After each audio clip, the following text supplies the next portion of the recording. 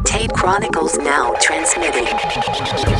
Welcome to the Tate Chronicles on Healthcare Now Radio. And now, here's your host, Jim Tate. Good day, citizens of the free world, from border to border, coast to coast, and to all the ships at sea. I bring you a warm welcome. This is your correspondent, Jim Tate, and thank you for tuning in to the Tate Chronicles. Join me as we cut through the fog that exists at the leading edge of healthcare technology. My guest today is none other than Michele Darnell, President and Chief Commercial Officer at Secure Exchange Solutions. Secure Exchange Solutions is a industry-leading health information provider formed to enable simple, secure, and scalable connections between healthcare communities. Michele, welcome to the Tate Chronicles. Thank you, Jim. Very nice to meet you, and I'm delighted to be here.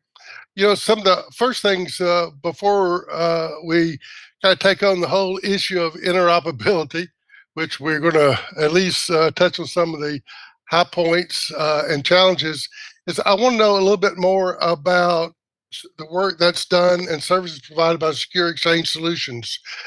What challenges of interoperability do your clinical exchange platforms address? Many challenges, Jim. So I'll give just maybe a little bit of background first on Secure Exchange, and then touch on our customers and try to ferret out a few of the challenges. Great. So I currently I'm one of the co-founders of Secure Exchange Solutions. I currently serve as the president, and we are also a Centauri Health Solutions company. And just by way of background, we launched the company commercially in 2012, and our initial plan was to create, so if you think back to 2012, there was some interoperability, but not much. So our initial plan was really to create a clinical directory routing service, and that would help providers, regardless of whatever health technology they had in their facilities or settings, to share information in a seamless way. So that was an initial challenge we started with, and as part of all of that, we built out a cloud-based health information service that initially offered, exchange, i.e. the name, exchange and secure communications between physicians and hospitals in the early days. And, that expanded over time to labs, health plans, intermediaries, and patients. And we're often found optimizing workflows, kind of last mile connectivity that still isn't covered by other, solution providers, and supporting care management in general. As we've morphed and really evolved the solutions, and we became part of Centauri Health Solutions in late 21, we further broadened the offering, which also supports other challenges. And, as part of Centauri are really focused on the lives and health outcomes of patients and members. They improve those areas through outreach and analytics and our connectivity, and by using sort of a data-driven approach. And so the combination of what we do and then also combined with Centauri really affects the entire ecosystem, which is an important part of the background, both provider side and plan side.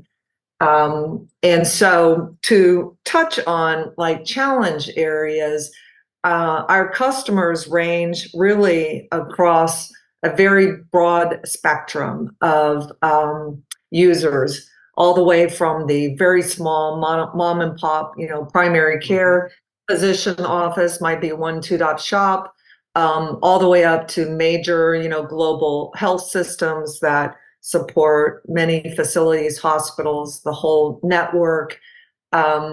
You can find our solutions in long-term care facilities, skilled nursing facilities, behavioral health settings, specialty pharmacies. Really, it is a very broad set of users, and looks like sort of across the network about 500,000 customers that are actually registered on our network. That covers about 110,000 organizations, provider organizations. But what makes this even broader is that we are integrated with more than 100 different health information technology partners and 60 different health information networks. So that expands the reach much broader than the customers that are provisioned on our network, because through our integrated solution partners, so those healthcare technology partners could be electronic medical record solution vendors, it might be pop health solution vendors, it could be patient engagement solution vendors, the whole, a whole spectrum. We actually have a very broad reach across the nation. And the same applies with the health information exchanges and health networks. So in this role, oh, by the way, we're also a credentialed health information service provider. That's a HISP and a certificate authority. So we also operate in the direct trust network, which is fairly broad as well.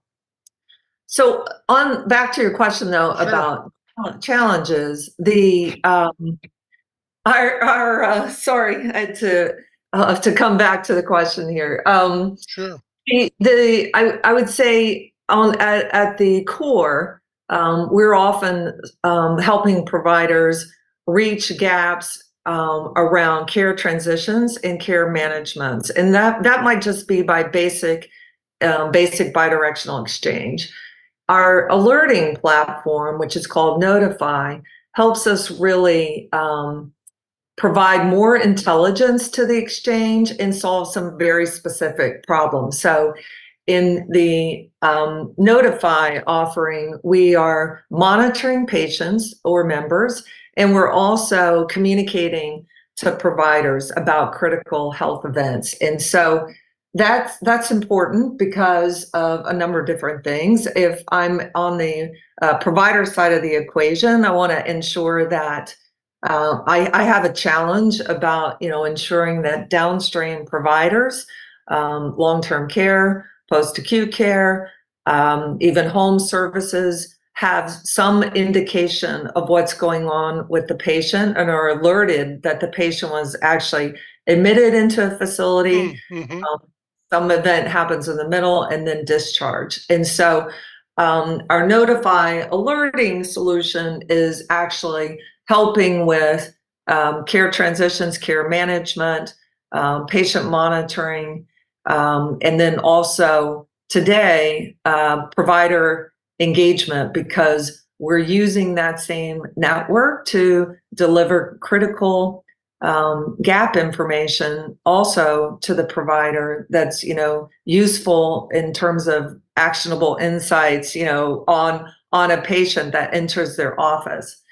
So those are kind of two big problems. The other big problem set that we're solving with our Spot and Fetch solution is that we are very prescriptively gathering clinical information across the nation, really across the whole fabric of exchange. So that's everything from direct connections to EMR connections to HIE connections to trust network connections, to support very specific use cases around care management and quality, and also risk adjustment. And so those are three broad areas, but in those areas, there's also generally a challenge around just in general, like provider electronic ability and knowing like who's out there, who's connected, who can I share with, who can I communicate with, electronically. So we help solve those challenges, and we also help solve the challenge of just the right information at just the right time, because the care transitions exchange is awesome for care, but not appropriate for other types of use cases. And so through our, combined collection of intelligent, sharing of information, and then the ability to gather it on a very prescribed basis for certain use cases, and then to curate it in a way that can be used downstream. All of those really add up to providing, really solving challenges that are just around, as free.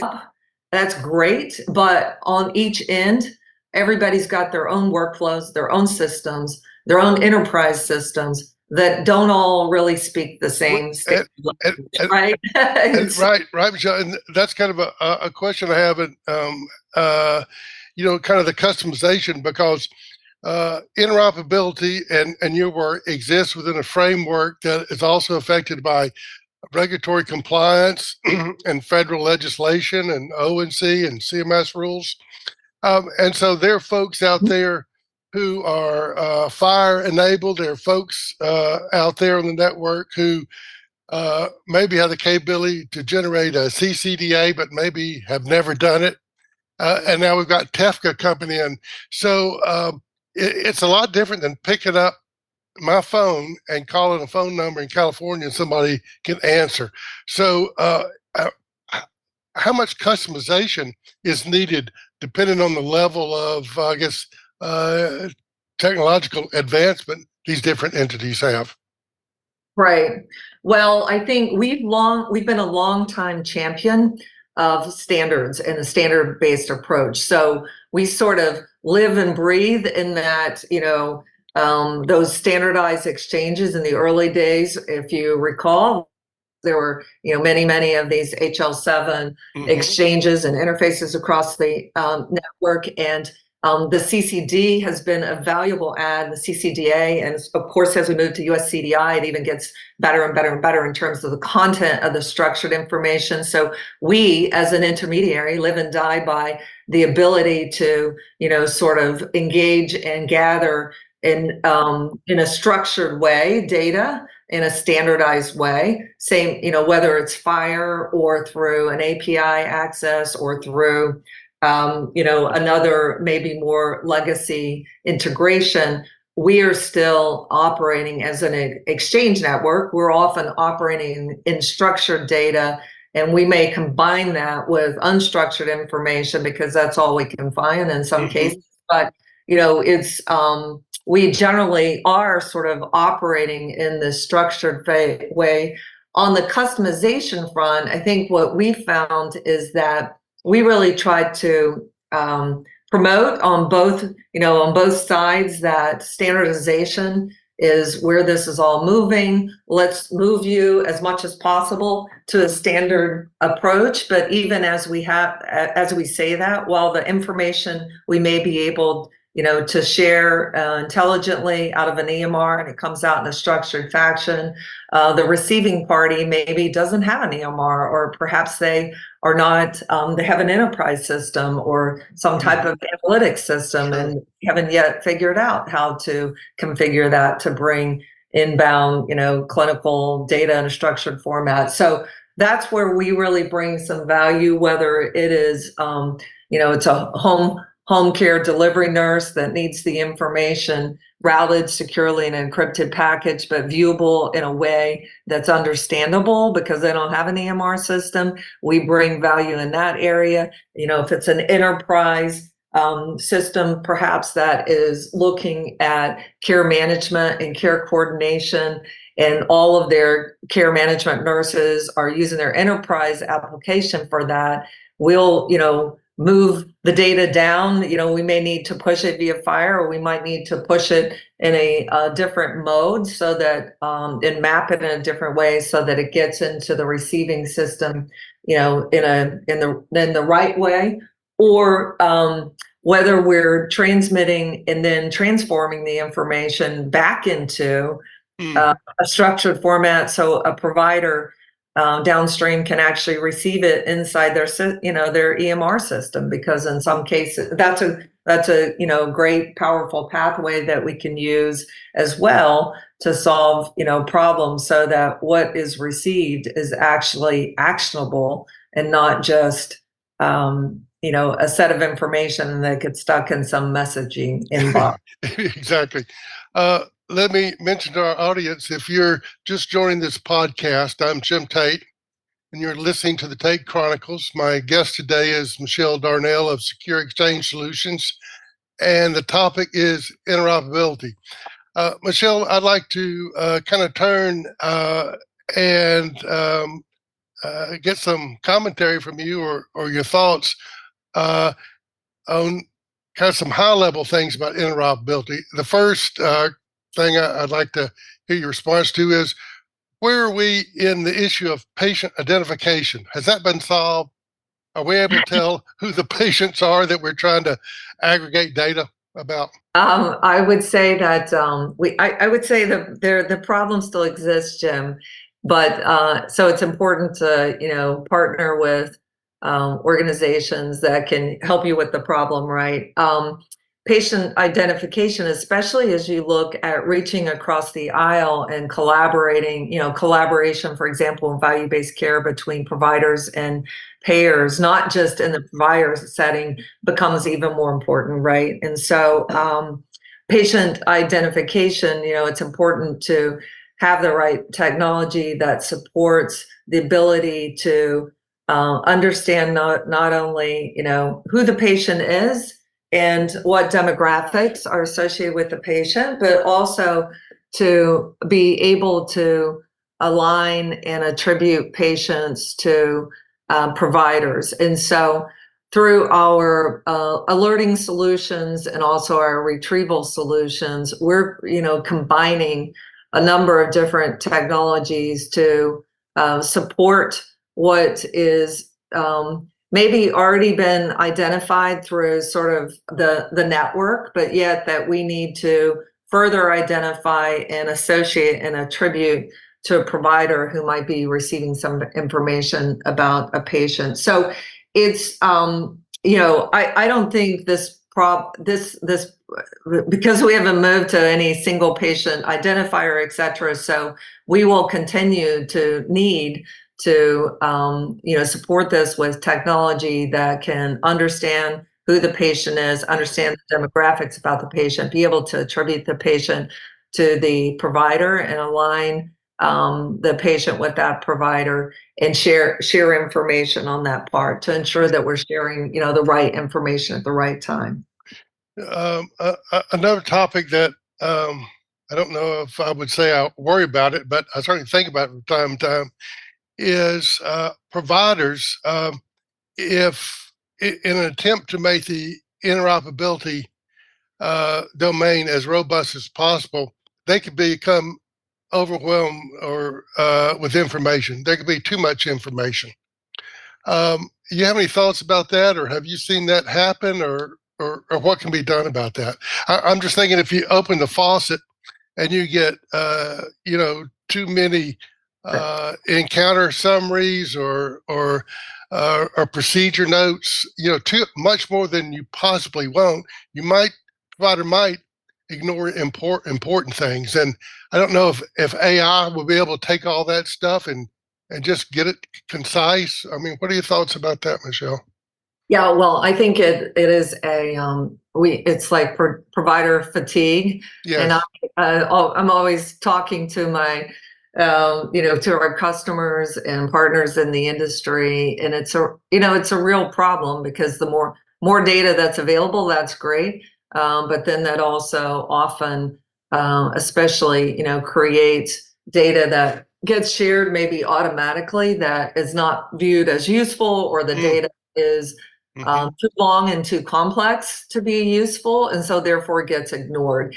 And I think your point on AI and curation of data is really important, because it will bring the ability to sort of potentially ferret out and curate just the information for the specific use case, which is really kind of what we're doing with Spot today. But I think on the provider fatigue, that data is not always being transferred to a provider, might be being transferred to a plan care management system or something, or analytics.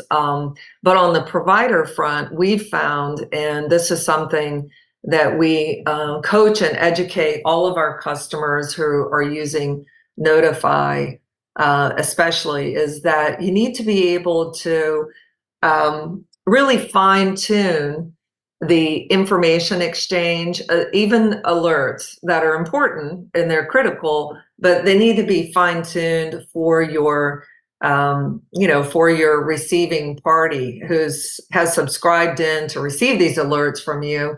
And so in our case, sometimes those alerts are sort of near time events that are happening, like the admission or discharge, but also be like kind of critical clinical gaps related information. But it's important that those are very clinically relevant and useful, that they're packaged in a way so they can be delivered in an actionable portion of the EMR system, so that, if there's Michele Darnell's in the office, that what is associated with her, shows up at that time, so that it can actually be acted upon, and that it's not just, pushed in with a bunch of messages many times a day, because those get ignored. And I do believe there's a fair amount of that type of information exchange that just happens automatically,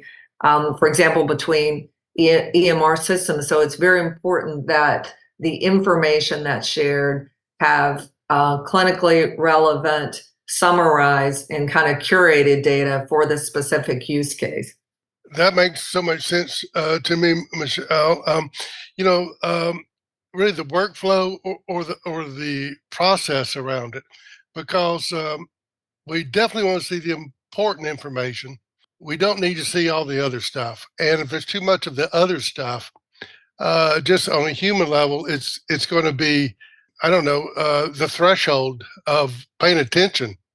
Certainly changes. There's no doubt about that. I mean, that's why we say, in the early days, everyone's trying to free up information, like share information more freely. I think we've made lots of progress in that area, right? But our focus now, we added sort of intelligence into that sharing of information, and now we've added even more into the ability to sort of interpret it so that you can share just the right information at the right time.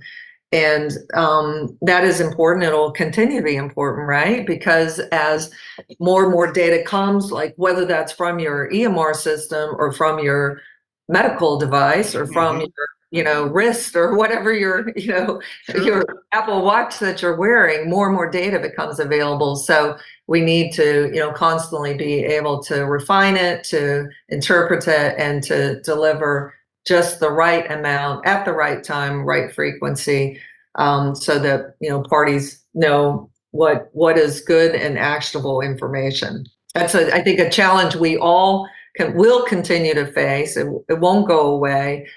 So we have to continue to be bringing new technologies and new approaches to that. We only have about 3 more minutes, Michele, but I want to ask you to look into your crystal ball, or actually look in your rearview mirror. Look in your rearview mirror and your crystal ball, and give me a sense where you believe we are in the trajectory of interoperability. Now, I believe we're never going to get to the end goal. That's just not going to happen if we don't have universal reimbursement and one EHR system and all that stuff. We're never going to get to that level of interoperability. But we're a lot farther along than we were even 5 years ago, much less 20 years ago. So are we still at a steep portion of it? Are we at the middle of transition into interoperability? Where are we in the trajectory? Yeah, I think it's hard to say whether if you're in the middle, because I agree with you, Jim. This is a ongoing and constantly morphing, right? There will never be one. Even if there were one, there would still be challenges. So if I look in the rearview mirror and I think about from in the last I never comment on years, so let's just call it, in the last 5 to 10 years. Sure. We've made significant progress with opening up the doors, the gateways of data, some data, pushing some subset, a good framework of data to begin, at least for care transitions. And that's been, that's significant because I think in most places you can share that. If there's a certified EMR in the play, you're in pretty good shape to share care transitions information. If I look to the future, though, we need to really, ONC and the government, they've done a wonderful job. They've provided great incentives. They built out this framework. There's more framework to come, which is, great to see the continued evolution of it. But in the end, it really needs to make sense for the patient, the provider, and the payer. So there, if you look to the future, we constantly need to be, focused on the workflows that actually bring value across the ecosystem.